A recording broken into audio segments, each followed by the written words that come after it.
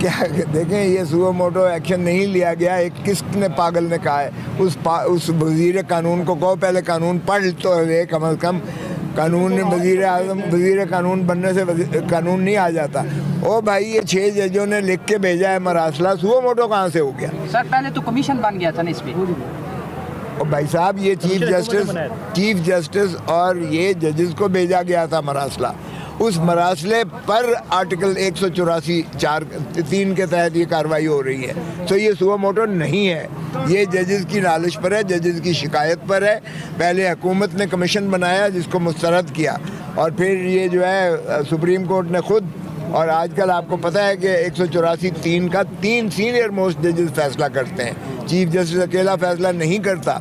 तो ये मंसूर अली शाह साहब जस्टिस और जस्टिस जो है मुनीब अख्तर और चीफ जस्टिस, ये तीनों का फैसला है। और उन्होंने 6-7 जजेस